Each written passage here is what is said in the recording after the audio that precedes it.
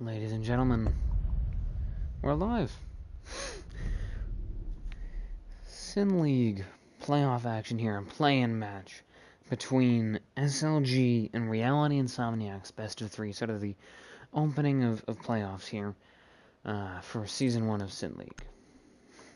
Best of three, it'll be Bank, then Theme Park, and then finally it will be Clubhouse. Insomniacs will defend all three maps. I'm joined tonight, if he's here at the moment, I'm joined tonight by the wonderful, you just heard him, Wolfie. Would you like to say a few words, my friend? I would like to say hi. I'm looking forward once again to co-cast with you. It's been fun the last time I did it, and I'm looking to do it again, especially at a playoff match. I like co-casting a playoff match because it's not as hard, you don't you don't get frustrated when you have to cast best of three, best of five. You have a caster to have fun with, so yeah, glad to do it with a fellow caster yourself. Yeah, that's true. And I guess it's also, somebody to share the burden with, because there's always the whole staying alive for up to 3 hours, but 3 hours, yes. And a best of five is like 4 to 5 hours. 4 or 5, yeah. Although most best of fives are really a best of 4 with map advantage. Mm-hmm. So KVM and what was the orange team name? Reality Insomniacs? It was KVM against Nocturnal Devour earlier tonight that I broadcasted, which was that was a mess. It was a mess. I feel like the team of KVM, they just got out of their break, They're just getting their foot back in the league, and they probably treat it as like a warm-up game for them. It's just like those players are well known for KVM. I think they're in a different. What was the other team that they were part of? Were they in they weren't in Durag, were they? They were in I don't know what was their former team, but that is not up to their standard in the way they play. And there's a delay on my screen, so now I just realized the match has begun.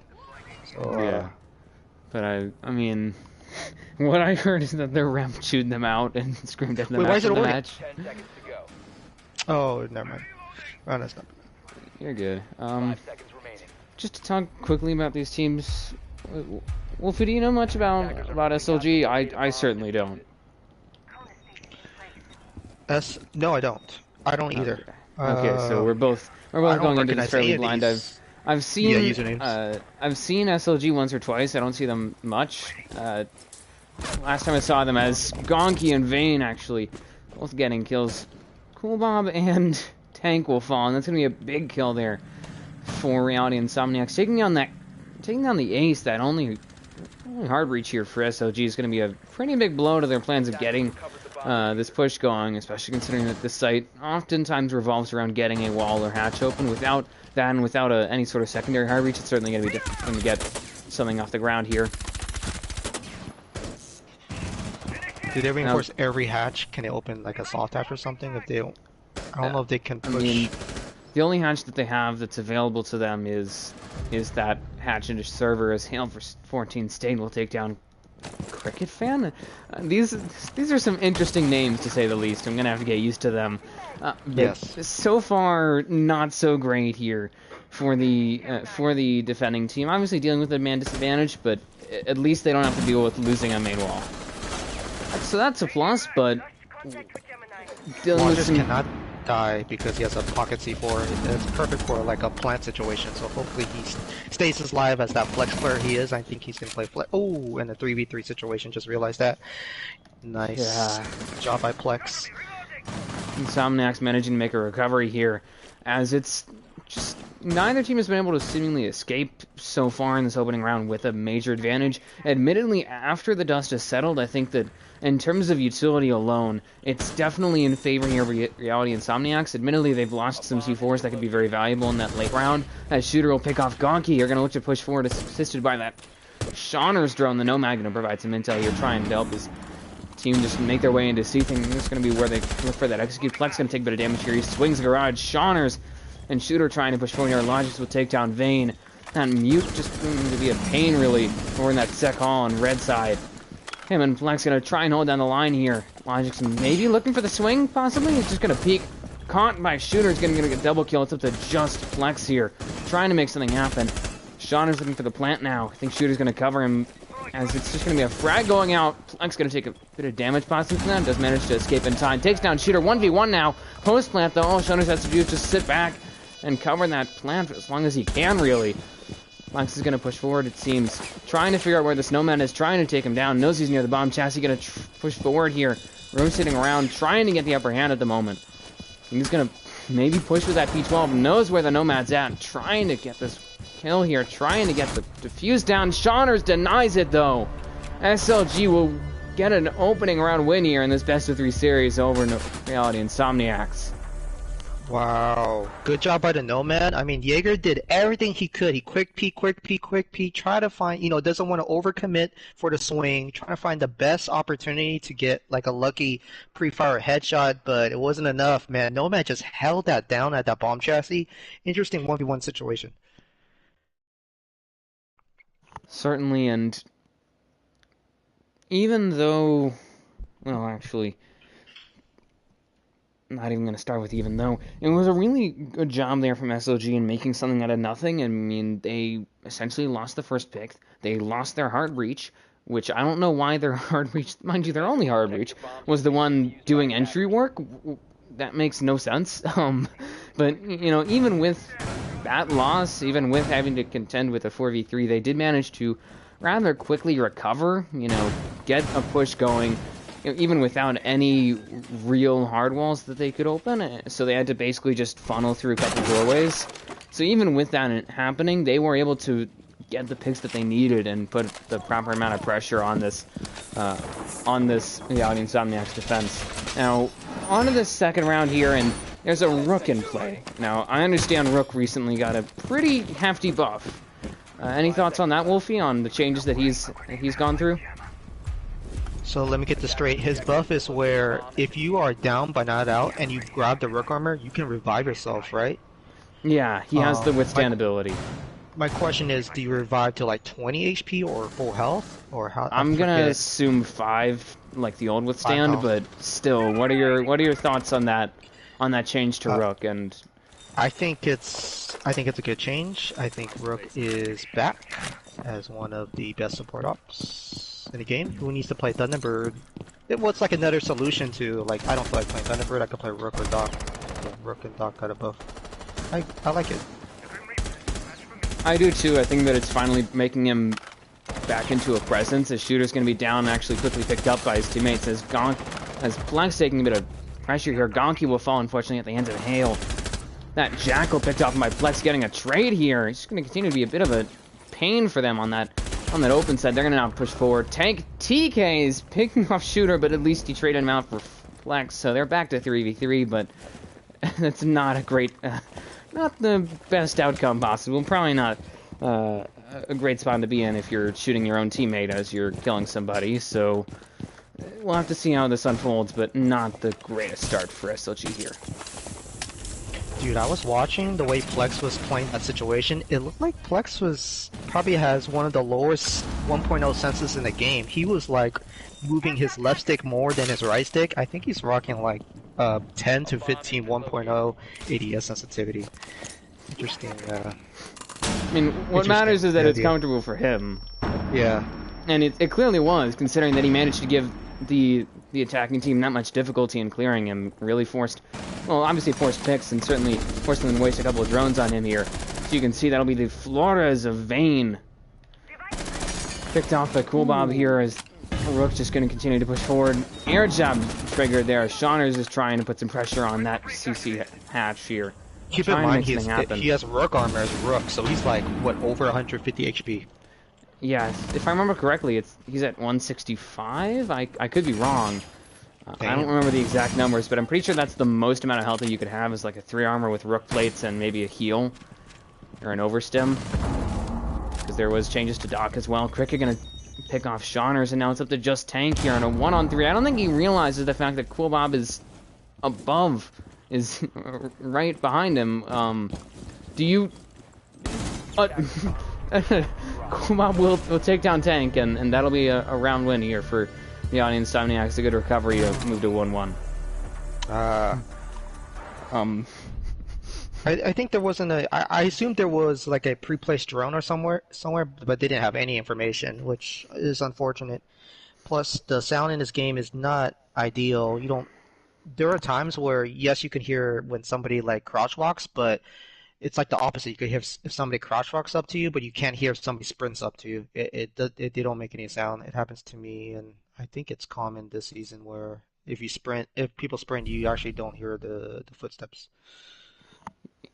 I thought that they had fixed that. Jeez, but I mean, I'm assuming there was some sort of flank watch drone. That's why that or Nomad air jab, but they ended up impacting, or the Rook ended up impacting it. Still, I mean, it's a 3 armor. Unless his audio is messed up, I don't know why he was so solely focused on that wall there. So it's just that was a mess of a round overall. Just ended up getting fleeced while clearing the roam. Ended up TKing as a result, and then couldn't get much further than that. You know, when you sent a player down main, when you sent, I think it was Vayne to Flores down main, ended up getting picked off. Didn't really establish any presence on the garage side. I don't think they opened up any other hatches besides this admin hatch into CC. So just some issues there, various issues, and then ended up coming back to bite them on that last round. And I'm pretty sure Vayne still had some Flores drones to use, you know, so it sucks that he still had utility in his pocket when he died. So he could have used more utility. I gotta agree with you, and I mean, I think that's something that's true of a lot of teams and a lot of players on those teams. They end up leaving some utility on the table, especially when you have a player like Flores, like Vayne. When you have those Theodore drones on the board, and when you die, that's an opportunity to maybe get rid of some bandit charges, or clear out a shield, or set up some vertical, or open up information of assault. Also information. Yeah, that's important. Also gathering information. Yeah, I mean that's a lot of valuable intel that is just left on the table, and I'm not saying that Flores needs to go just like throw it somewhere and waste it, but definitely not ideal for him to be dying with that still in his pocket. Shauner's here as the Osa taking down. Oh, not good. Conky falls. There goes the Legion, a pretty big kill, mind you. Coolmom gonna pick off Plex, nitroing Shauner's right off the rappel. Coolmom takes down Shooter, so there goes that soft breach of the sledge. A minute and a half in, and this round has been a bit of a roller coaster so far, as you can see, trying to get this wall open here. Thermite tanked, and I managed to get that open courtesy of a well-placed impact lead from Hale. Cricket will pick off Vayne. Tank will fall. It's up to just Hale here. Outnumbered, has at least control of stock, but not much else. I mean, as you can see, trying to sort of regain control of upper square here as the defending team is Reality Insomniacs. Knows there's one over by the windows, and essentially he's in between a rock and a hard place here. Obviously they're not putting a lot of pressure on him, but they very easily could, considering that he's not really covering or holding down that stock side. Knows that there's one right by the pillar. That'll be the Valkyrie of Plex. Finishes him off. A double kill from the Deagle wielding Plex. Secures another round here for Reality Insomniacs. Dude, the C4 from Plex below was like one of the key reasons why they won this round, and the other key reason is the way they extended below. They extended below, and I think they extended horizontally. I don't know, but they were spread apart, and it worked for them. They just got their initial kills. They won the first couple of trades, and then when SLG tried to go push back, I don't know if they knew like where they were, so I think they were like blindly trying to push them, and it didn't work to their favor. It certainly seemed like they were pushing blind. I mean, even if they were droning, they did not seem to make much use of that information. So that's definitely a problem for them. The other thing that I would point out is that it was a good recovery from Reality Insomniacs. I mean, you have an Osa there, right on the middle of sight, right on that window there. Just stroll right up and pick off your Legion. a player that you want to keep alive for that utility, for those goo mines. And he dies, what, 30 seconds in, maybe? So, Yeah. just a really bad start. And then, like you said, Plex stepped up there, got a couple kills for his team, including that really important Nitro kill. I think he got that while he was on site. Maybe he got it from below, but still just a really important pick, getting rid of that OSA and obviously freeing up a lot of pressure. I would kind of imagine that if that OSA was not off the window, it probably would have gone a bit better for SLG, would have had more pressure on that objective. But that and that sightline, which, you know, I don't normally see that sightline there, so that's just me at least, but that sightline seemed to really be a pain for SLG, considering that they all sort of went right past it and couldn't clear it fully. So just some key factors where they ended up falling short, and they will fall to 1 and 2. Obviously not the end of the world. There's still plenty of time in the half in this round, but need to certainly keep everything moving. Need to move the chains at this point. I like this. I like the site setup. Looks pretty good for Reality Insomniacs. So it's going to be interesting to see if SLG would attack this horizontally or vertically. I don't know. They're in their individual gunfights right now.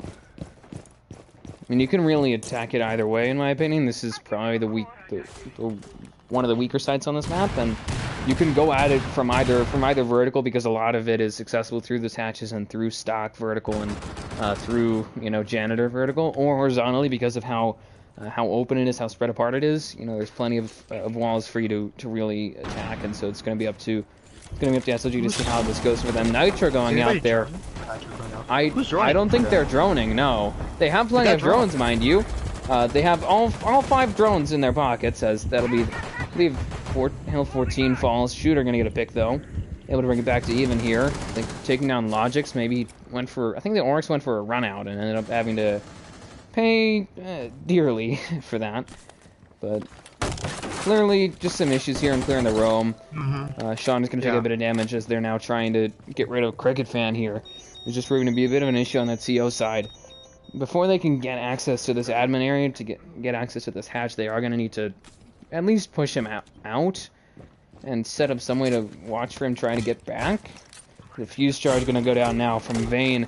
They're going to just continue to try and put pressure on the side of the objective. Nobody there, but they will get their hatch open. Vayne falls to the hands of Coolbob, who's going to rotate up, I believe.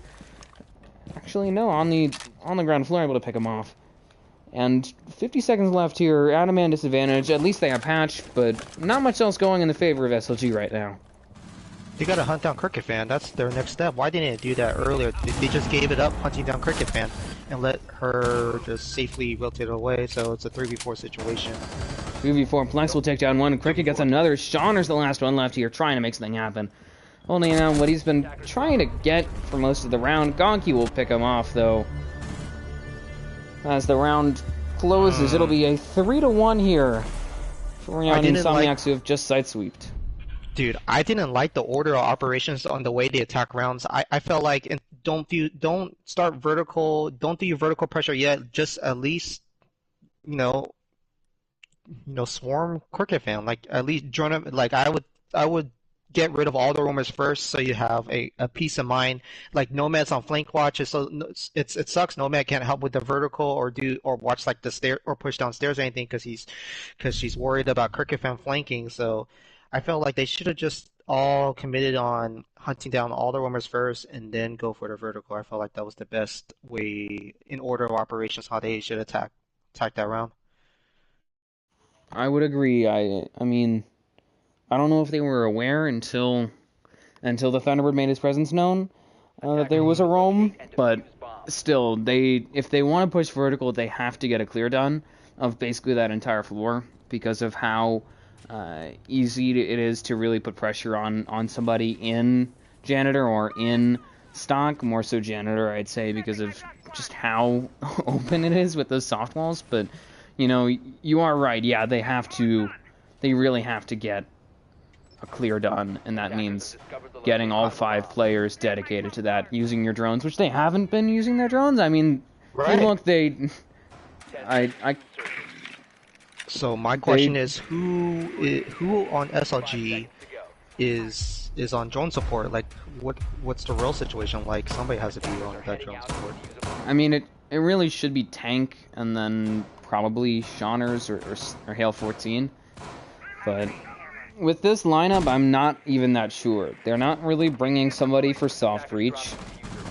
They don't have somebody that's very clearly on entry duty, at least in this lineup. It's just 5 supports of varying degrees. Or they're not playing support correctly. That's one way to put it, certainly. Yeah. I'll have to see how it goes, though. I mean, there's clearly been some problems with their attack. They are going to now push this garage site, who's they're one-on-one when it comes to attacking this objective. We'll have to see how this goes for them, as Shooter will fall, and already being dealt a pretty heavy blow in terms of clearing the roam. I mean, Jackal is available.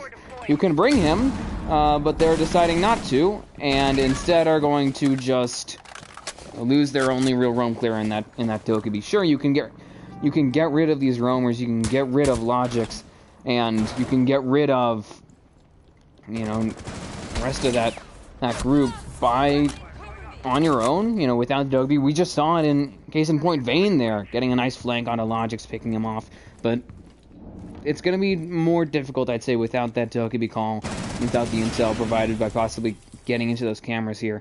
Now, I don't know if they're aware or not. They have the ability to lock off parts of the parts of the floor to ignore it, but Cricket here is still roaming. He's still going to be a bit of a presence there. I think that's Vayne trying to clear him out, but he's basically trying to be a one-man army. Hale 14 takes down everybody's doing their own thing, yes.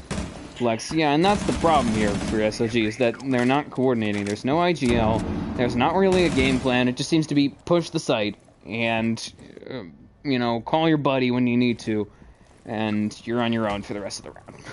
Which is not the way to run this.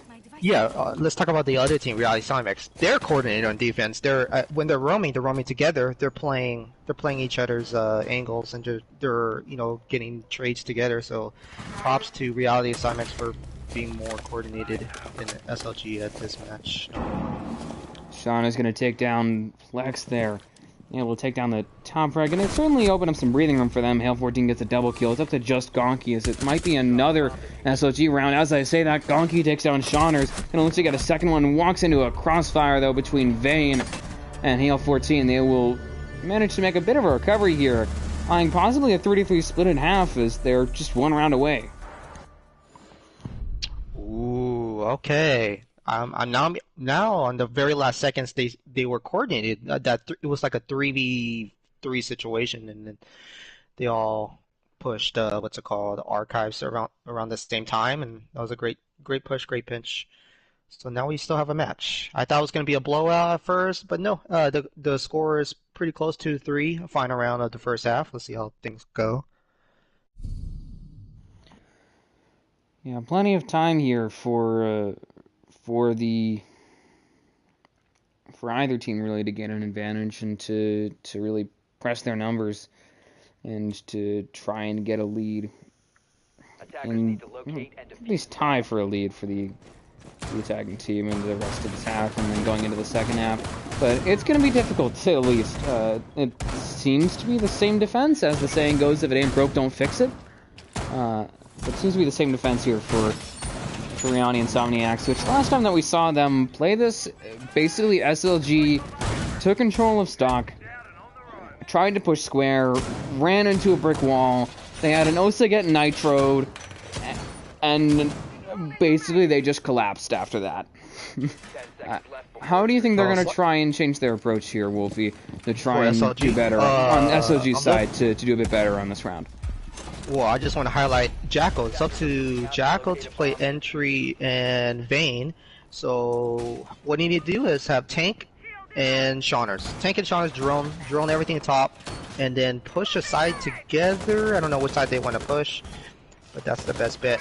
I say do a bottom to top clear, because they want to hunt down Cricket Fan. He has a C4. If they realize where Cricket Fan is, yeah, clear him out. And then push your way up either main stairs or lobby. But it looks like it's the opposite way. They're pushing lobby side. 3 of them spawn lobby, and they're gonna go for a lobby take. think that that's a wise decision. Many teams, as I say that, Logics gets the opening frag. Vayne falls. Sean is going to get one onto Cricket. Rome is effectively just nipped at the bud, really, but at the cost of your Twitch, your secondary support. Not the best opening for either team, really, but at least able to bring it back to even. And I think the main thing about trying to push the lobby side on this site is that you have to clear out all of lobby and also watch this balcony area as you're moving through it, which can be done. You know, there is this rappel over here, that sort of half window they could utilize, but don't know how effective that's going to be. Tank going to get a frag here on a Cool Bob as they'll finally get a man advantage, and half the round has elapsed, and neither team seems to have a distinct advantage at this point. Ooh, okay. Well, it's still my screen's a 4v3 man advantage in favor of SLG, so they might make something happen here. If they can, Logics is like the key on trying to hold this defense in lobby. But are they still pushing lobby? No, I think SLG are gonna go push main stairs. Yeah, SLG's sort of rotated back to square side very predictably. Gonky gonna take a bit of damage. Actually sends out a smoke here, trying to deal with the brunt really of the SLG push. With about a minute left, Logics will take down one. Shauner's falling. Hill and Shooter trying to really recover this match here. Obviously not a whole lot of time left though. They need to dedicate themselves to a push and finish it out. Shooter the last one left here. Gonky will take down L14. Throwing across is that alibi. Plex picks off Shooter. It'll be a round win here for Reality Insomniacs, pushing to 4-2 at half. You know, and the key was the smoke. Smoke was like was tossing his smoke grenades at square, so they really couldn't really push up, and then that leaves them kind of vulnerable for an alibi. I don't know who was still alive. I think it was the alibi, right? To get that kill. So nice teamwork by Reality Insomniacs.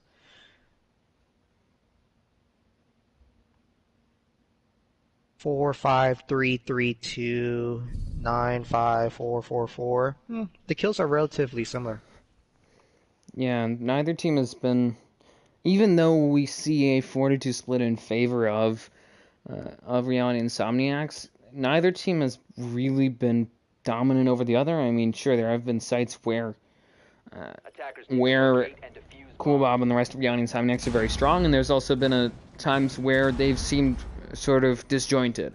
We'll have to see if this swap at half manages to breathe some new life into SLG, or if it ends up spelling just more momentum in the side of Reality Insomniacs. Now, we never really talked about the bans. I find them interesting. It's not for the Caveira, but I like the rest. Yeah. I'm not a huge fan of the Ying ban, but I could understand. No, I mean, the Hibana ban makes it a lot harder for these teams to get a push down on this site. Ironically enough, though, Cool Bob and the rest of Reality Insomniacs are what, 1 and 2 on this objective, something like that. So, I mean, even with that, and they banned the Hibana, mind you. So even with that, they weren't really able to get anything off of it. So, you know, with that, you would expect a Mira to be stronger, considering that the Mira setup on this site really hinges on keeping, especially this hatch, closed. So, I find it interesting to see that Mira banned. Guess they just didn't want to deal with that. The Ying ban, not a huge fan of. I don't think that she's that strong, and she's not that picked, unless there's a Ying main over on the side of Reality Insomniacs, which I don't believe there is. But other than that, I don't think that it's a worthwhile ban. Shauner's falls the hands of Cricket fan, as it's going to be the Osa here, really the vanguard for Reality Insomniacs, trying to keep the momentum going at the moment. But the final ban, Cav, I agree with you, just a bad ban, really, and just don't see any real reason for it. So you can see now going to get that vault hatch open. The Cade left on the board, so certainly able to keep these hatches closed as long as they wish, really. Obviously, no Thatcher ban, no Maverick ban, so good. K-trick? It could possibly be Cade trick, yeah. Just thinking that it's important to note that there is that Cade available for them to use, possibly. I'm gonna have to, just to very quickly point it out, we have Vayne here running a Clash. I don't know how that's gonna go. It's just gonna be interesting. I haven't seen Clash played in a while from any team. So I don't know if that's a common thing for them, or if this is just a pocket play that they're gonna pretty much be a one and done with. Hale 14 takes down Logix, brings it back to even here. With about a minute left, that is Zombie gonna be coming into play here, as he's gonna try and, I believe, set off some sort of sightline for him to use. Shooter takedowns. Gonky just playing this blue hold here. Takes a bit of damage. Just gonna send out more smokes, and that very classic blue hold there. Unfortunately, I can't really show it, but the shield, the ADS is, I believe, maybe a mute jammer as well. Able to really just be a thorn in the side for Reality Insomniacs. So, just well done there for the defending team, able to get a pick off of that, able to waste some time too. 30 seconds left here. Insomniacs low on time, low on numbers, low on utility. Certainly have plenty of drones, but just not much else for them to do here. And not a whole lot of breathing room at the moment, especially with that Clash still on the board. Trying to get some sort of execute down here, as you can see Flex about to push through. Cricket, Coolbomb making their way onto the objective. Coolbomb going to take down one. Shocked actually by that Clash there. Now 14 will take down one. Flex finishes him off. It's up to just Vayne and Shooter here. 3K from Shooter, and that'll be a round win for SLG. Ultimately, Shooter steps up. The smoke proving to be the cornerstone of that defense, and the Clash able to withstand. Hold down the line for SLG to get themselves to 4-3 now. I really like this strat, but I'm like sus with it. I don't know if SLG came up with this, or was this actually from a Pro League match that I didn't get to see? Because this really looks like a Pro League type of strat, and I don't know if they came up with it or did they copy it from someone else. Either way, I like it. You have the extension to blue. It's so annoying. You know, just buy it. The purpose is just to buy time. Clash and the smoke at blue, those two extensions there, bought enough time, and it forces Reality Insomniacs to kind of like panic. Like they really couldn't push either side. So, and it ended up in a mixy gunfight towards the end, but in favor of Clash and the crew. So yeah, props to their strat. Props to SLG. Yep. I think. Oh, and the zombie. I want to say that, and the zombie's key too. That was a great zombie placement. I like it too. Yeah, the Azami proved to really be the sort of buttress for the entire hold there. Able to pretty quickly maneuver around to either side and provide the support as necessary, but Yeah. just a sort of bend but not break 5 seconds to go. type of hold there that ended up paying off. The Clash was unable to be cleared by Reality Insomniacs, and I think that they made a mistake in not trying to put pressure on the red and CC areas through these two hatches. I mean, they had the utility to do that, they just never actually went for it, and so I think that was a mistake on their part. You know, the hold there with with a Clash and an extension into blue, there's not enough manpower really for the defending team, pardon me, formerly attacking SLG, to really get a roam going. So I think they could have taken advantage of that, gotten some quick gains, and maybe pressured there, got those hatches open. Kuma going to take down Sean. I think he's trying to actually get a rush in, and they are rushing actually. Wow. Gonky pushing forward. Cricket going to get a kill here. They're basically on the objective. Nitro goes out from Hale 14, takes down Gonky. Plex trading him out here. Coolmar gets a second one. It's a 1v4. Vayne is off site. They've just taken the site in a minute, less than. Cricket looking for the plant now. They just ran onto the objective and just shredded it. Coolmar gets a 3K. The Nook play. What a rush. I mean, it was completely unexpected by SLG. Yeah, well, whoever's the IGL, he probably saw something. He probably noticed, wait a minute, lobby side looks really uncontested. Let's just, whoever made the call, props to that guy for Reality Insomniacs. That is a great execute, great rush, and you just exposed the defense setup weaknesses of SLG on that top floor. Were they run it back and make the adjustment? Let's see. Seems like it. So, I mean, yeah, it was a risk, but The I don't risk think so. It ended was a up risk. paying off. I don't think it was a risk. They There's a noticed, risk with wait a minute. any. I think there's a risk with any. Locate and defuse I mean, bomb. each their own, 'Cause- but in my opinion, there's a risk with any rush attempt. Well, because like if you think about it, you could only attack the top floor two ways, you know, from the lobby side or square side, and they didn't notice, wow, there's not enough pressure, no one's playing the roam game like in the office, or no one's holding tellers or anything like that. They probably drone everything out in the prep phase, so like, wait a minute, we could actually push this and not get like punished for it. So I think they didn't do it out of blindly. I think they had a legit game plan. They had the information they needed. That I mean, they could certainly had the successfully- information they needed. They ended up shooting the gap, to use an NFL term, but it was definitely a risk, and it ended up paying off. They caught SLG Look with at the their pants pre-placed down. drones. Same pre-placed drones here, guys. For Reality Insomniacs. Nice. I mean, the other thing is that Insomniacs is holding on to their drones, unlike SLG, who seem to not really be using them a whole lot. I think that ended up being a key difference in their attacking half and SLG's attacking half.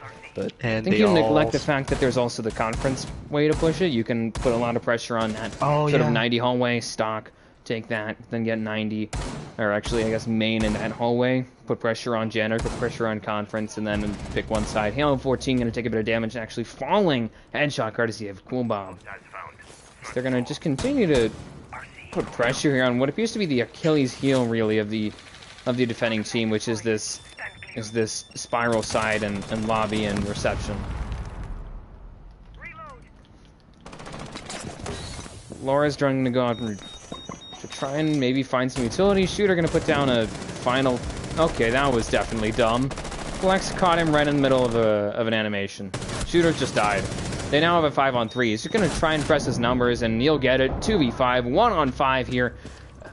Plex and Cricket just pretty much just What? were a wrecking ball through the entire defense. Vayne dies again. He's caught off site in Timbuktu. Flawless round here for Yanni Insomniacs, who seem to have finally found their rhythm, as SLG has no clue how to defend that site. Jesus Christ. What an embarrassment. No, but I mean, I think both setups were anti-square. I don't think they made the correct. I don't know why he played castle. I just felt like he should have played a zombie. I don't know if he wants to do that, you know, strat where he rotates back to his site and reinforce the door. But you could play a zombie. Now they're gonna have a zombie this round, but it's probably too late. 3-6 is your score. Is the score 3-round lead for Reality Insomniacs? I don't know if they can make a comeback on these defense rounds to force an overtime. Yeah, I mean they're down by they have to side sweep. That's the thing. They have no room for error. They have to side sweep, and I think that that's giving them some pause, considering that means that not only they're gonna have to win one of these first floor sites, which are generally pretty difficult to win, but in addition, they have to win a site that they just went 0-2 on. So something. Can we focus on the way they set up basement? I like it, by the way. How did they set up this basement? They won basement before with this lineup, defender lineup with Clash and a zombie, etc. So I wonder what the key is. I mean, it just appears to be a blue extension here with those ADSs. Gosh, I can't even show it properly, but the ADSs, the shields up there. I think they put down in a zombie Cuba barrier to cover those Jaegers, and then they just basically create a big line with some barricades. I think on these two double windows, basically from CC all the way through red, through lockers, and then into vault entrance. And they just have the Clash holding down the vault side. And Amaru in play, interestingly enough. Amaru, yeah, that's why I said ooh. I think it's an interesting choice. It's definitely going to provide a good amount of aggression and certainly some speed, but I don't think that he was really that he really knows what's going on here. Sees that here's that Jaeger, at least spots him, kills him. Shauner's traded out by Plex, or by Cool Bomb for Plex, mind you. So losing your Tom Frag in exchange for a guy going 5-9. Not the best trade, but not the worst. We'll have to see how they deal with this shield over on blue and that smoke there. They're just gonna try and burn it at this point, sending out some smokes. It'll be literally that smoke and the Clash. They're able to aid him. Gonna be a real pain here for the Tagging team. Vayne shocks Coolbop to death. They still have 1 ADS left, mind you. He's used all of his utility, and now they have to deal with a clash stacked with a smoke. So with two smokes still on him, mind you. Just trying to really push back this Reality Insomniacs push here. Half the round gone here. Logix will manage to play the vertical. That's what I was assuming would happen, is that they just play the vertical to kill the smoke, who was completely unaware. They now have ability to control this hatch, possibly, as long as they don't get flanked by Hale 14. I don't think they're aware that he's still on there, and Logix will fall at the hands of the Azami. The diffuser's down. I don't think they realized it, but although they lost that hatch there, diffuser is down. They have a man advantage, and there's only a minute left. Unless they make some massive error here, it seems as though they've tucked away this round, and they just have to wait it out. They just have to play for time here. Don't know what Hale 14's looking for at the moment. I don't know why he would. I don't know what he's trying to do exactly. Impacts and loses his own, keep a barrier. As Cricket Fan, I think he's gonna maybe actually Wonky Cricket Fan as well. Both of them now on the objective 2v2. Hale 14 off site. Vayne on his own here. I don't think they're going to be able to really capitalize. They actually are. Vayne falls. Clash is dead now. Hale 14, the last one left. Offside. Plant going down. Cricket covering him.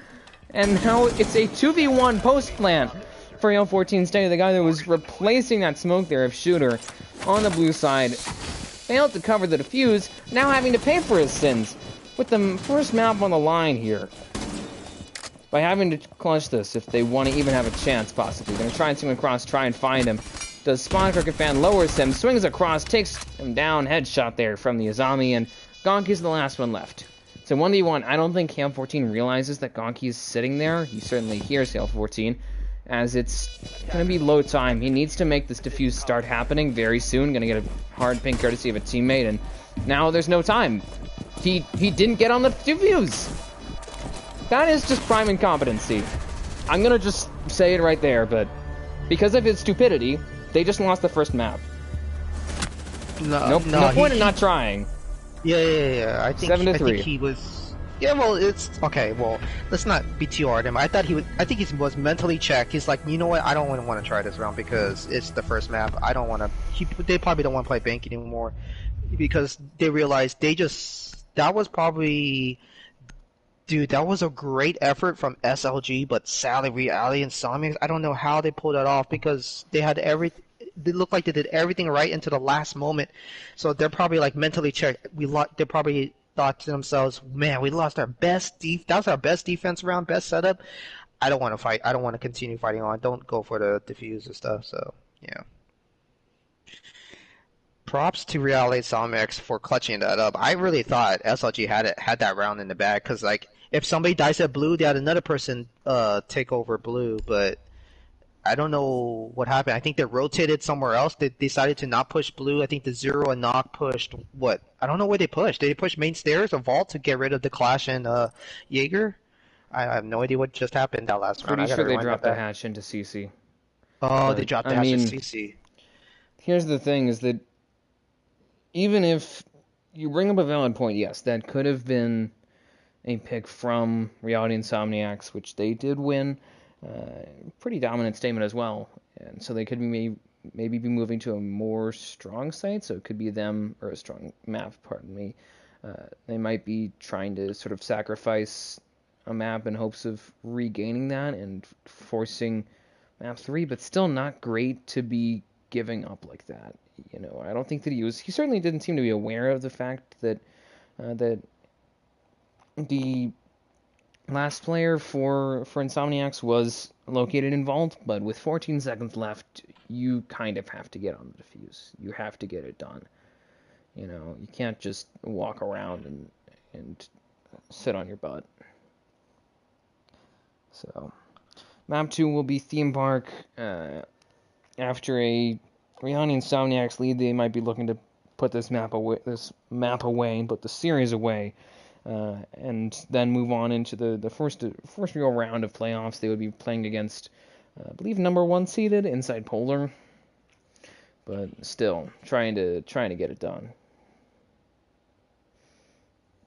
So, I'm sorry, man. I was watching like the last minute, and it was a 3v2 situation. It was a Zombie holding blue, the Clash and Cade holding around site against the Knock and Zero. And props to Cricket Fan. I think Cricket, I'm not sure, he didn't get MVP. It was Koval, I believe, got MVP. But Cricket Fan should have got it because that last round he just used his ability and got the surprise attack on Cade to make it a 2v2, and then Clash somehow got crossfired from Zero after Zero picked up the diffuser right after drop hatch to crossfire Clash. Clash was trying to shock the Knock, and that's how it ended up in a 2v1 situation. So yeah, props to Cricket Fan and Gonki, the Zero and Knock to clutch up the last round. Crazy, crazy round that was. Yeah, and just overall strong performances, courtesy of Reality Insomniacs, able to continually put good pressure on the defense and able to really exploit some weaknesses to close it out in the second half. I mean, what, 7-3 at the end? So they only allowed one defensive win there for SLG, and I would say that site, that map in general, kind of favors the attack. So still, I a think that strong. map kind of favors Reality and Insomniacs in general. Doesn't matter if they're attacking or Good. defending. I felt like their teamwork was slightly, well, if not better, but slightly better. Their teamwork, their coordination. I thought the way to play that map, it was props to them. They were the better team. It showed that they were the better team on Bank. Certainly, we'll have to see if that extends to the second map, Theme Park, which is, in comparison with Bank, it's not as much of a roam heavy map. Although Uh, there are plenty I of nooks and. disagree. Okay, we could. I'm gonna state my case, and then you can make your comments, and then we can go from there. But I'm gonna say that it's a place that has plenty of nooks and crannies, but it's rather confined. So although it's a map that has roam, every map has opportunities to roam. It's not as much of a map where you can spread your roam out and put two or three guys, if you're feeling bold, three guys on that roam and really look to waste time and burn utility and the like through that. Okay, so my only counter argument is you probably. So I'm guessing you probably have not seen the way Zelix plays Theme Park, because Zelix does the opposite of what you say, and makes it, and I think it's probably the meta. It's like the new way to play Theme Park. Theme Park, you really want to, you do not want to concede map control early in the round. I felt like I think it's a much better idea to have 4 or 5 guys. Like be bold on Theme Park on defense. I think that's the key to win. I have to disagree with you. Have you ever seen Zelix play this map? No, I've seen Zelix Oh, play, though they're a rather aggressive team, so I'm not surprised. You don't want five guys on the roam, I'm gonna be honest.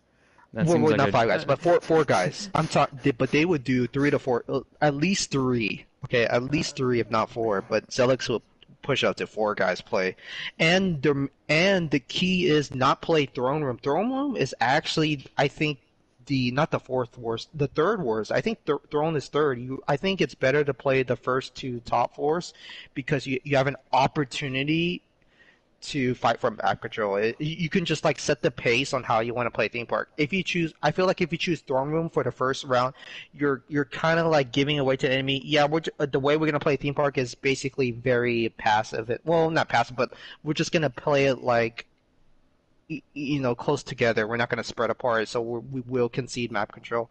Or it could be a bait. Maybe they could pretend they're gonna be all 5 in sight, but then they're gonna slowly, but then one rotates away and flanks them. Who knows? But I think generally you really want to play theme park like really aggressive. Like compared to bank, you want to play a more aggressive on the defense compared to the way you set up on bank, in my opinion.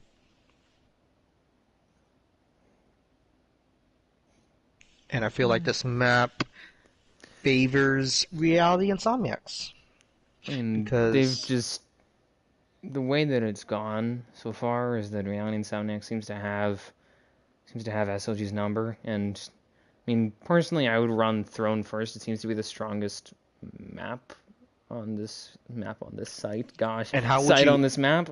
Um, Though this map in general seems to favor the attack, I just don't think that certainly not lab and drug or lab and storage are very good, but I just don't think that there's more than one really strong site on this map. So we'll have to see how this goes. And we're still waiting while we sit here, biding the time. We're still waiting for one of the SLG players to return. Apparently, his PlayStation's bugging, Okay. but that's the reason why we're still sitting here in wait. That, or maybe he doesn't want to play anymore, and he's just saying that his PlayStation's bugging. could be could be a pretty bad situation. I'm certainly hoping not, but I guess worst case scenario, they have to scramble for a sub. Though I really doubt it. Well, you're allowed to have up to what 10 players listed on your roster, so they probably have someone in mind if they don't have their main guy. Probably, though, who knows who's on. It's 11:30 at night. Yeah, true. So, and somebody on the Insomniacs side is gone. Oh, wait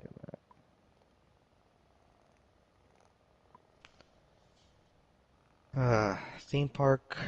I can't wait to see how like these two teams. They're not like the best at theme parks, so that's why I'm curious to see how they will set it up, how they attack it and set up. I think it's not just a defender favorite map. I really feel like it's competitive. There is a certain way you want to attack it, a certain way you want to defend it. I'm not sure if they're gonna follow the meta on theme park, or it's either going to be like the competitive way to play it or the ranked way to play it. Ranked way to play it, it's kind of like it's really a defender favorite. It's like, and then attackers like um the ranked way to play it. The attackers would push it very slow but surely, but they don't have enough time to go for the final execute because the way they pace themselves.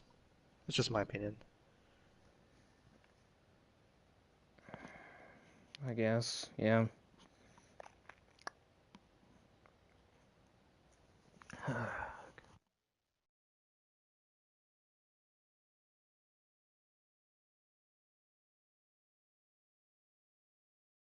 I'm gonna rewind the stream back to see what was the final like scoreboard, like the kills. Who had the most kills, who had the least kills. I know kills don't matter, but I want to see like just so I can realize who actually is the best person to play that quote unquote like entry fragger role and who's not ready just yet. Let's see the final scoreboard.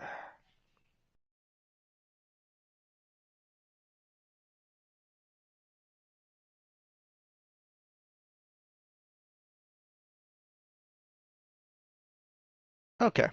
So let's SLG Hale State 9 kills. Shooter with 7 kills. Those were the top two guys on their team. Shooter was playing that smoke defense, and Hale was playing the zombie. Very aggressive. Yeah, those guys were holding it down, playing aggressive. On the other hand, Vayne with only 3. Keep in mind, Vayne's job was to buy time a clash, and then Tank was the Cade. Went 2 and 10. So I'm guessing gonna have their role is Vayne and Tank will play that support role, and State, Shawners, and Shooter will play those flexible entry roles. That's what I recommend the role should be after watching that bank match. And then for Reality Insomniacs, I think they can do it all. Doesn't matter. The kills were 13, 9, 13 and 5, 9 and 6, 10 and 4, 6 and 6, 6 and 5. So Plex and Kobob with double-digit kills. Cricket, Gonki, and Logix. Sure, they don't have enough kills as them, but they clutch the rounds towards the end, so it doesn't matter what role they play. I think they're good with their team, with their situation.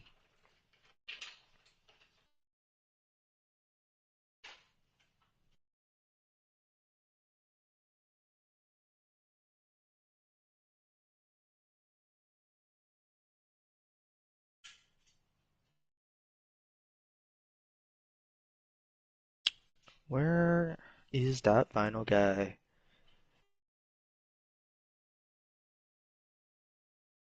Dude, I wonder if Hale is mentally checked. Hale was the zombie at the end. Are we waiting for Hale to join back, We're or waiting is for a Hale? sub. Wow, no. Wow, I don't want to disrespect. I think he just had enough. I think Hale had enough after that first map. It showed he didn't. Yeah, you notice it because he didn't defuse the bomb at the end, and I guess he just didn't want to play anymore. That loss was probably got to his head. He just didn't want to play, and now who will be their fifth player for SLG? Hale was one of the top fraggers too for that big match. His Hale's role, I like the way he played that match in general. I don't remember much of attack, but on defense in general, he would wherever he was like that gap filler, whatever they needed some backup reinforcements, Hale would rotate to that side of the map. I'm gonna scroll back to see what was his role in attack. He'll play Thatcher a couple of rounds. Thatcher again. Was he always Thatcher? No, Hale will play Sledge. And oh, he played Entry one time as Jackal, but didn't do so well. Yeah, so Hale will play Sledge, Jackal, and Thatcher. So they're gonna try to find a guy who can play those roles on attack.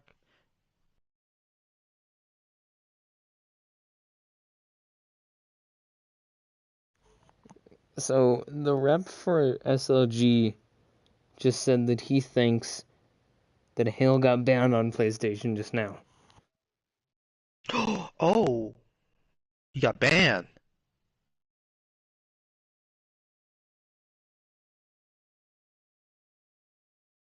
Supposedly, that's what he thinks. So I mean, we're just waiting for them to get a sub at the moment. Oh, that sucks. Yeah, How did he get that's banned? no idea. I'm hoping that it's just like his PS4 isn't working or whatever, and not that he got banned. But if so, that's unfortunate.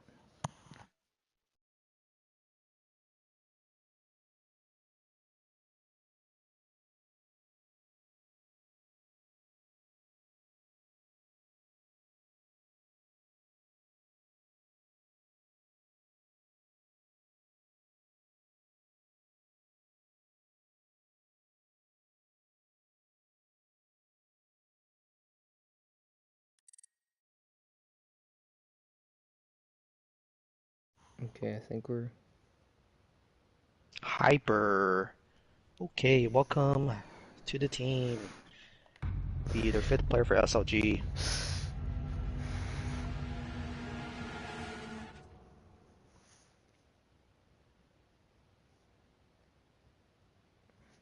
okay.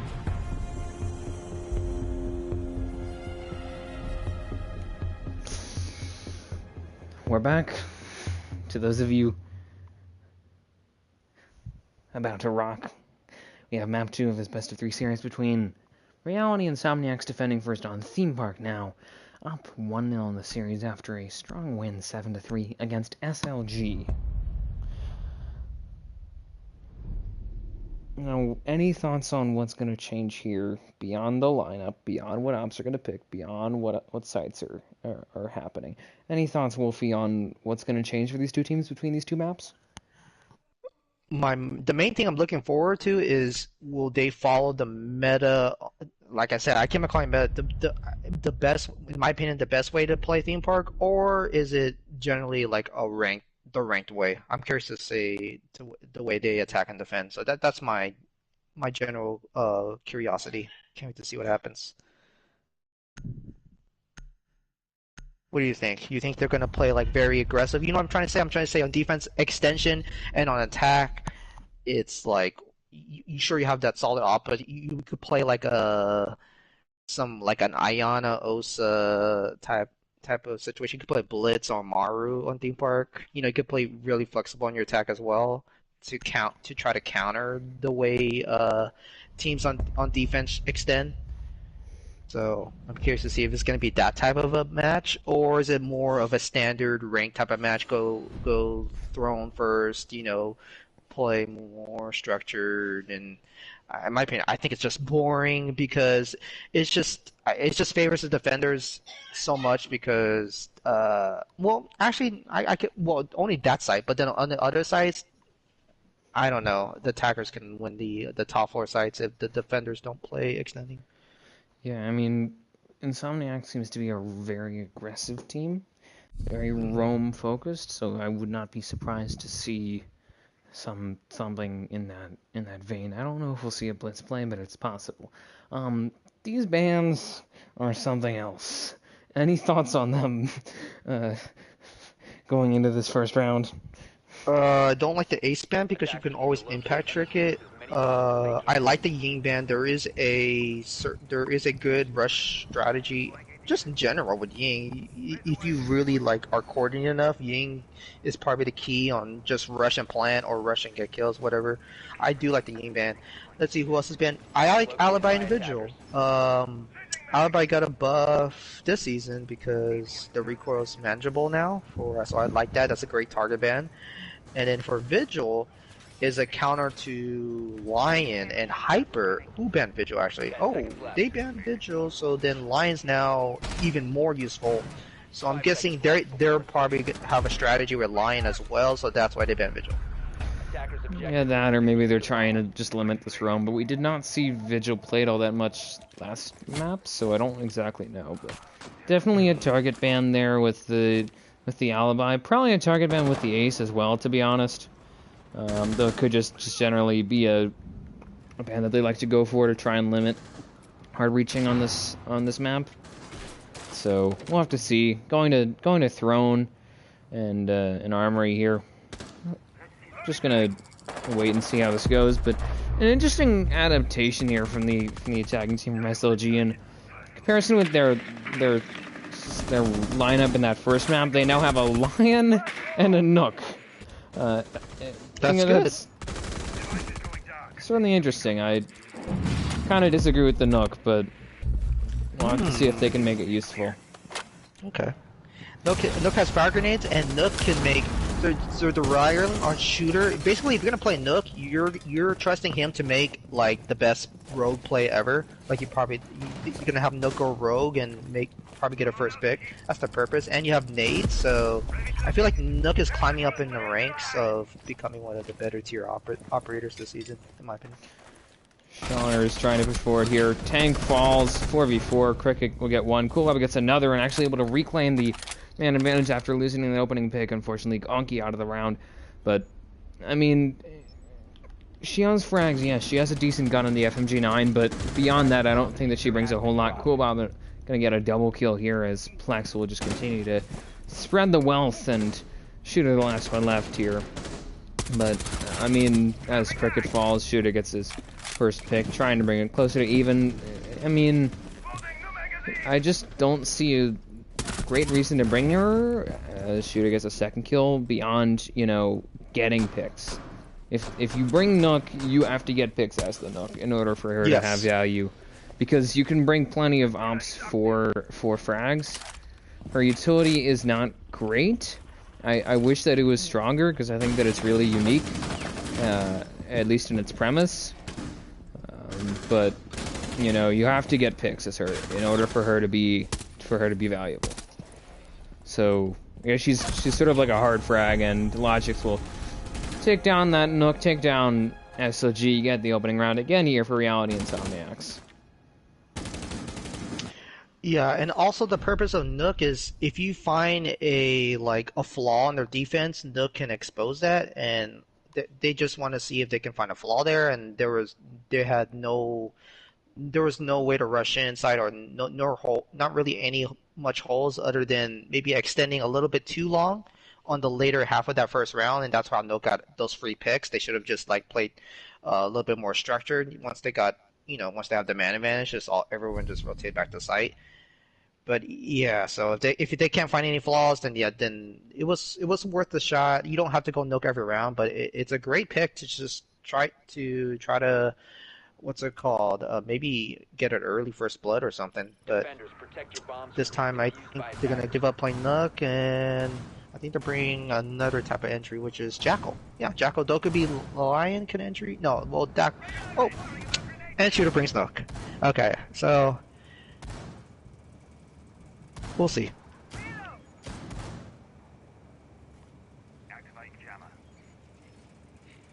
Site's gonna be, I don't know where site is at, but they're bringing Castle, Mute, Jaeger, Mira, and Bandit. 10 seconds remaining. Is there a extension? Usually you want to extend to the other side of the map, wherever the bomb site is. So since bomb site's initiation and vault, I would like them to extend into bunk. And maybe make a rotate between bunk and daycare, but it looks like they won't extend that far. I think that they're... I mean, certainly they're aggressive, but I haven't really seen a whole lot of extension play from them. Didn't really see it all that well. Kind of saw it in bank, just not very dedicated extensions. So we'll have to see how this goes. But I think that yeah, an extension in the bunk could have certainly benefited them. Vayne laying down the lead there. 249 trying to, just put some suppressive fire on Cricket there. It was going to continue to be a bit of a pain, really, for anybody trying to push the hatch. Tank is down here. I think he fell from the roof. That sucks, to say the least. Man. But I'll have to see how this goes. That mirror play going to be interesting. They've decided to bring it, and I don't know how it's going to go, but it's certainly not oriented the way that this push seems to be developing, as Plex will take down one. Shawners falls that secondary support out of the round, and not the end of the world, considering that they do still have that EMP chucking Thatcher, but definitely not the greatest start for them, especially considering that they're now at a 3v5. MVG takes one. Plex gets a double kill on the round. It's up to just Vayne and Shooter here. Gonna take down one, or almost actually. He'll pick off one. Really unaware Coolbob will trade it down for Vayne there. Still, however, heavily outnumbered with about a minute to spare. Unable to pick off that ticket there on the yellow side. Takes down Plex for 1v3. Push forward is Gonky, and finally Kirkin will just fire through the wall and able to finish him off. But that could have gone very poorly for the defending team. I would like to see Shooter, get a nice kill feed earlier in the round, out before his teammates dies around him, because it seems to be like useless kills for Shooter at this point. He's top fragging, but they're kind of useless the way he's just getting all the kills, because they're what's it called? The other team, Reality and Insomniacs, are just like blindly, recklessly swing the knock.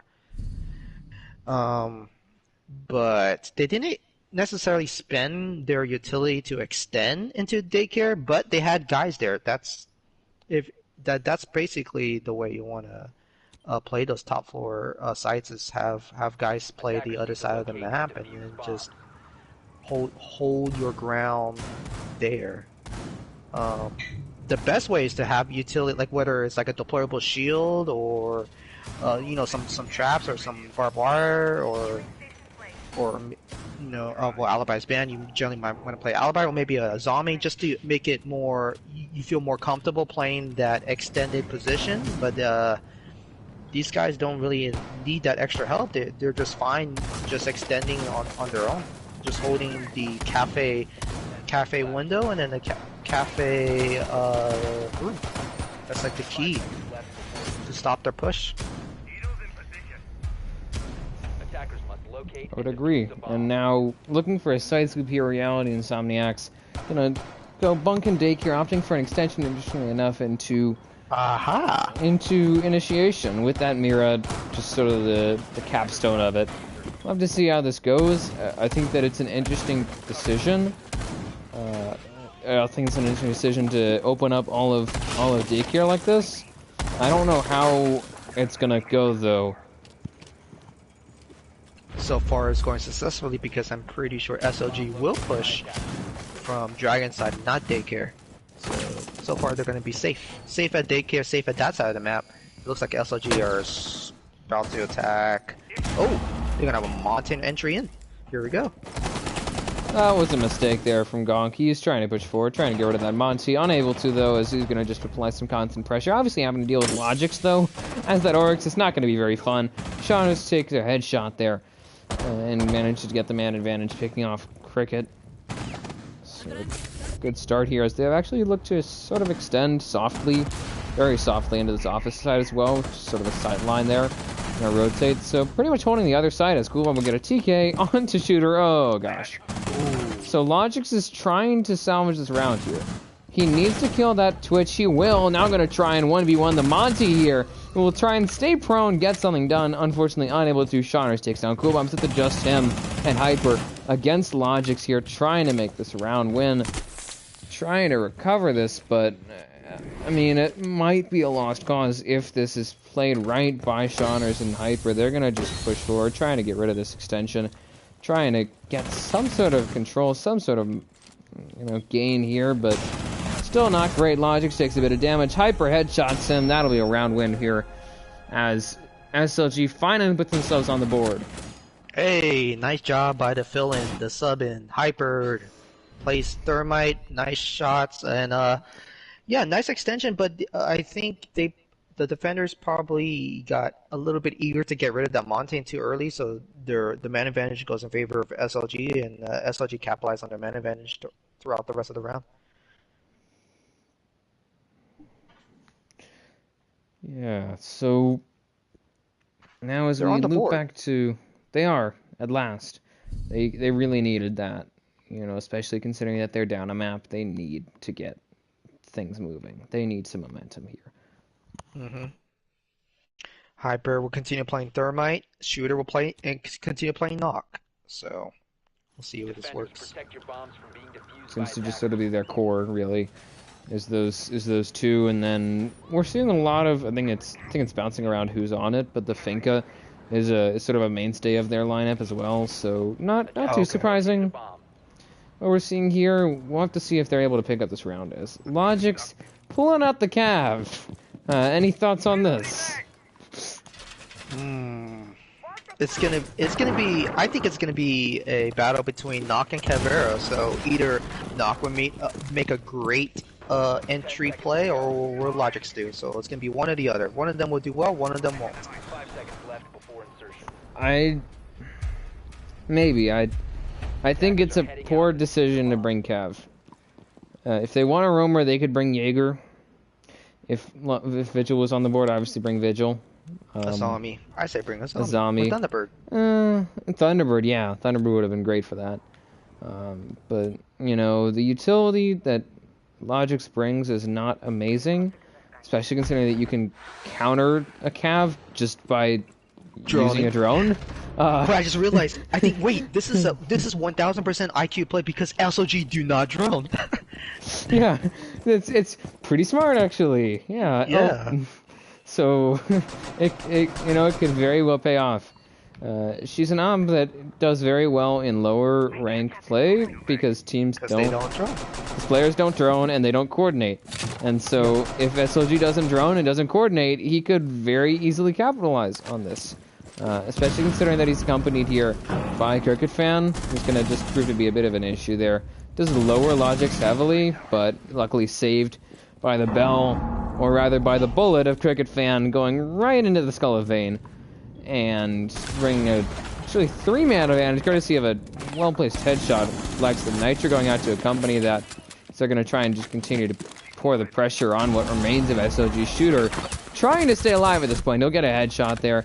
Almost finished off, though, as him and Hyper are pretty much hanging on by a thread at this point. They'll take down one, brings it back to almost even as Ariani Insomniacs continues to be aggressive. Plex finishes him off, and Gonky gets that final kill. The Cav, unfortunately, unable to make a big impact when it comes to just getting kills, but Ariani Insomniacs picks up another round here off of some trademark aggressive play.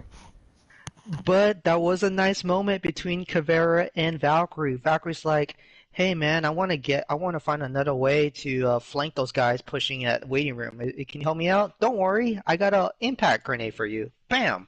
Tosses the impact at Vault. Thanks, Caveira, and then Valkyrie's able to get a free kill there. I think was the ace at pushing weight room. So that was a nice moment. Yeah, just a good. 1-3 is your score. Oh, what were you about to say? Yes, 1-3 is the score, and it could possibly be 1-5. I mean, the only round that's on or in favor really of SLG is that tertiary site is bunk daycare, but it could still possibly become a 1-5 split against them, which would be very difficult for them to overcome here.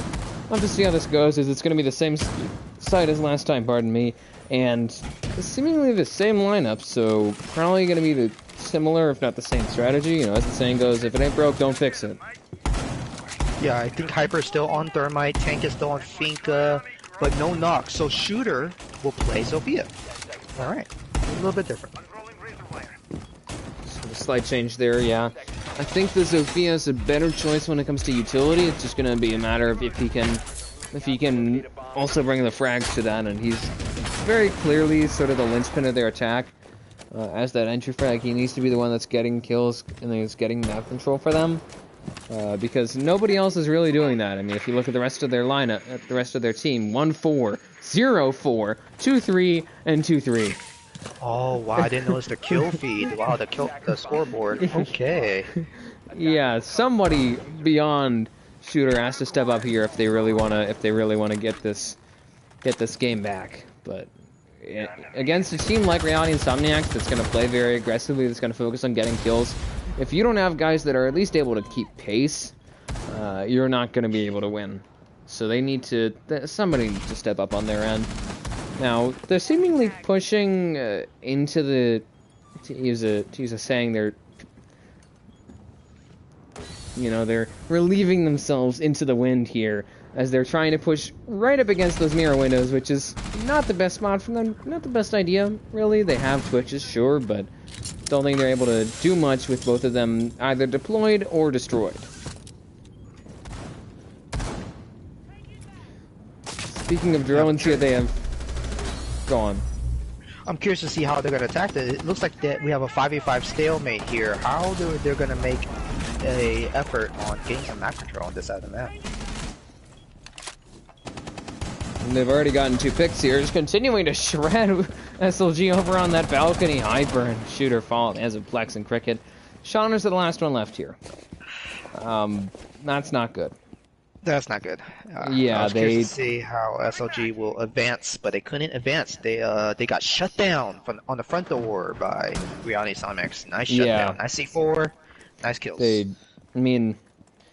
used all of their drones. They have 2 left, mind you. They used the switch drones. They used all the smokes. They used pretty much everything that they have in order to try and get past that mirror window, but it was in vain, ultimately. TK doesn't matter at the end of the day, as it'll be another round here for Reality Insomniacs, moving to 4-1, eyeing possibly a 4-round lead at the half. Okay, it's not looking grim. Only if it's 5-1 first half, then it's grim. I mean, there are like a lot of matches where on the first half it ends up 4-2, so they still have a chance if they can win. Let's see, what's this next one? Bunk and Daycare. If they can win this Bunk and Daycare attack, hey, they have a great chance to force an overtime or maybe even take it on the second half of this theme park match. They definitely could. We'll have to see how this goes for them. It's just gonna be key, really, for SLG to pick up this round here. And look at the roles for SLG. Hyper is no longer the Harbinger. This is their adjustment they're gonna make. Ooh, that seems like a mistake here. Why do they have... My question. if you wouldn't mind trying to explain this, is why is Vayne on Jackal, which is normally associated with entry, if not flex, and he is dropping a donut at the moment? Maybe because he wasn't comfortable in his previous role, and he's actually comfortable playing entry. Oh, wait, was he playing Jackal the whole time? Oh, he was playing Jackal the whole time. We're running it back. Oh, okay, you're right. You're actually valid there. Why is he still playing Jackal? I don't know. 5 seconds to go. He should not be still on Jackal. He could not get an entry kill. Defuse a bomb. Yeah, I was rewinding it back. Let me look at I was looking at the previous attacking rounds. What did he was playing the Jackal most of the rounds, or Dokubi, sorry. And yeah, I don't know. That's a good pick now. Play Jackal. Oh no, he wasn't. He didn't. He only played Jackal like once or twice before. He played Capital. He entered with Montaigne. Okay, he's not really an entry type of player. Oh wait, he Cricket fan. He got a first blood shooter. Not bad. Let's see that. Shauner's trading out there for Gonki. Flex able to pick him off with a headshot. Vayne takes down Logix, makes it back to even here, but Shooter's out of the round. That's their only player that's going positive at the moment. That's their top rank. They just lost. Not the best start for them, especially considering that they took down the 2 bottom frags for Let's hope this role change Insomniacs. pays off. Now they're gonna have Tank. Remember, Tank is your Thermite and Hyper is your Nomad. So let's see if this role change pays off in this 3v3 situation. Kuma will take down Vayne, so it's up to just Tank and Hyper here. I mean, I'm gonna try and be optimistic here, but Tank is very low. This SLG team in general has struggled. It's a 1v3. Flex jumps out, finishes off Tank, but when you have 2 players combining for what, 1 and 5 and 2 and 4, so 3 and 9, you can't do anything. Are the timeouts bugged in the customs? Because I would call a timeout if I was SLG. I don't believe timeouts are bugged. I just don't know why they aren't calling one. But still, I mean, it's a mountain that they have to climb here. It is a mountain. 1 to 5. Yeah, now you're gonna be in what's it called, panic. I would say you got to be in panic mode. You're already down what's it called, a map. You lost bank. You don't want to go lose this one, then it's over, right? If you lose both maps, it's over. So now they gotta really put all their effort on their defense, make sure they're almost flawless, if not flawless, and hope and pray they can hold their defense rounds and win their gunfights on defense. To force an overtime, we'll see.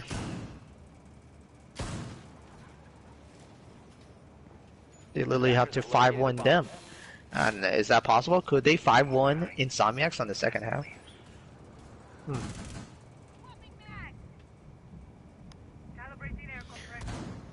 Very well could. 10 seconds remaining. Mira, Capcan, Cade, Thunderbird, and Castle. Not too bad. Where's the side again? The bomb.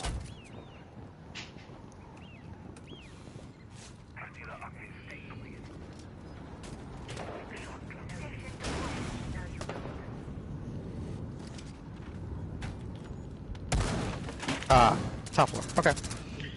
Took it down and picked off courtesy of Vayne as Gonki. I think he just got out his way into control center, and now Tank is out of the round too, courtesy of the Adamaru play, able to just slowly chip away at this defense here.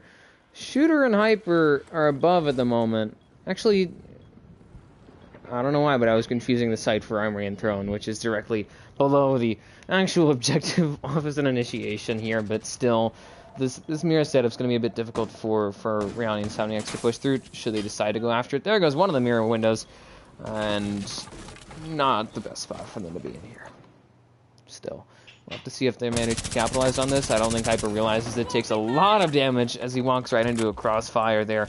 Without the mirror window, he's playing a dangerous game here, because that's basically a solid sightline right onto the objective, right onto where where he's trying to situate himself, and without this wall covered, even though they have reinforcements, this wall is not covered, and they have plenty of soft breach available, so this could very well backfire for him very quickly. You're gonna now push on. Hyper takes down Gonky. It's trapped him between a rock and a hard place. Those swings taken out by Flex.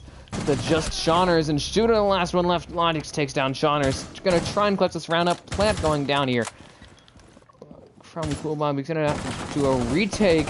Probably in a post plant, doesn't matter. Logix takes him out anyways. 6-1 series on the line here for SLG, fighting to even enter the playoffs. Wow, dude, that castle is in a rock and a hard place. I don't know what happened in the beginning around how they concede so much map control. They got pinched on both sides. It was a 3v4, and Castle was trying to hold it down, but eventually got pinched by Plex, who was playing the Zofia. I wonder where was the Thunderbird at? Because I think Mirror was on holding the other side, so it's up to Thunderbird to be that fill-in to help ease the pressure. Interesting situation. Well, I'll probably review that later. 6-1, sorry. Match point round, looking really, really grim. This is their playoff match on the line. Is there a losers bracket? Is this winner? Is it only what's it called? A single elim tournament, or is it a double elimination? I don't know. I'm gonna assume double elimination, but alright, single elimination. My apologies, but I mean, even then, I really doubt if there was double elim that you would be in a bracket after losing a play-in, because the winner of this goes on to play Inside Polar. So it's not. I mean, it's definitely sort of an Iron Man for the winning team of this matchup here. But SLG has to really put on the Jets here. They have to get a side sweep and then some. They have no real room for error.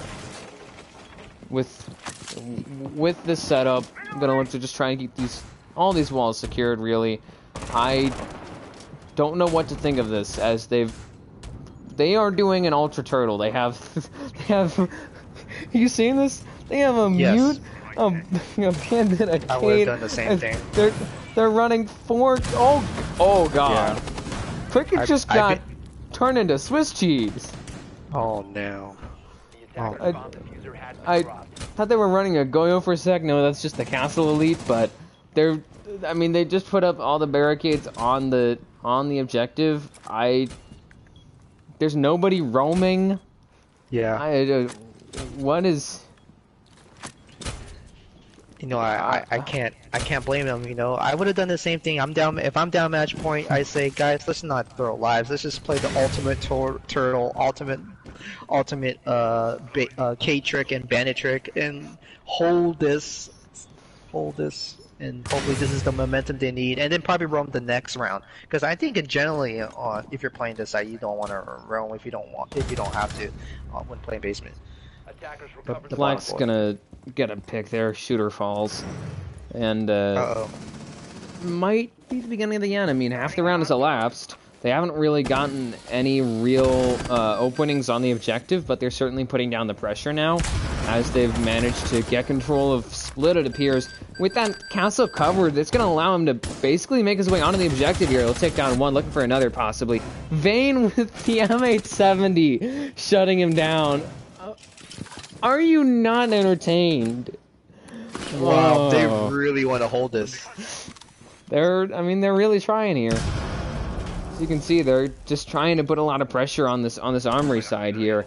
On Tank, on Vayne, as that'll be the Jackal of Gonky making his way onto the objective. Does get a nice little foothold there as they now bring it back to man advantage in favor of their team. With about 30 seconds left, swinging across to take down the Jaeger. TK Hyper actually taking him out, and Gonky finishes it off, and pretty dominant round win there. And a match win overall for Reality Insomniacs. 7-1, 2-0 in the series. Well played. Props to Reality. you could tell there was just the the more aggressive team, but more coordinated on their defense and on their attack. You can tell by watching those both matches make in theme park. And yeah, a valiant effort by SLG at the end there, but the attack pressure was just too strong. Yeah, and so ultimately SLG vanquished by Reality Insomniacs, and now pressing forward to next face Insight Black. Insight Black, what am I saying? I'm calling up old teams Insight Polar, my apologies, but the point is they prevail ultimately. Strong showing, so good game for both teams, and we'll have to see how the rest of Sin League Season 1 playoffs turn out. But any closing remarks? Dude, I can't wait to see Insight play. Dude, it's been a long time since I've spectated an Insight match, so I want to see if they improved or not. I don't remember who is still their. Is Tupafy still their captain or rep, or is it somebody else? So I'm curious to see how they do in the playoffs. That's my closing comment. I'm sorry, but I'm just looking forward to the future. I was like, props to SLG, they tried, but you know. I don't think that was their full like. I don't know what happened. Someone got banned. It was unfortunate. Someone got banned. If that's true, that sucks. And then they didn't have their full main roster lineup. Their fill-in, he played Thermite. He did a okay effort. And it just wasn't enough. They didn't have their main roster on the second map. So um, uh, I think the only good thing is they didn't give up. They tried. They tried to make something happen at theme park. They tried, using shotgun with Jaeger or let's just everyone turtle. Like they think like, okay, our roam game isn't working. Let's just turtle. Let's see if that helps. They really did try, and I like when teams. I know when they realize like, oh, they're not good. They realize, oh, this match is not going to be in their favor. They don't give up. So props to SLG for still not giving up. And if this is truly the end of the road for them in the Sin League, I just hope they learn from this season and hopefully they entry in the Sin League next season. And I wish them well. I do too. So I'll have to see how this all goes. But thank you everyone for watching. I have been a Sorogu player, joined tonight by Try for Wolfie. This has been Sin League Season 1 Playoffs, where 2-0 Neon Insomniacs prevail over SLG, 7-3 Bank, 7-1 Theme Park. Thank you for watching. That will conclude tonight's festivities. Have a good evening.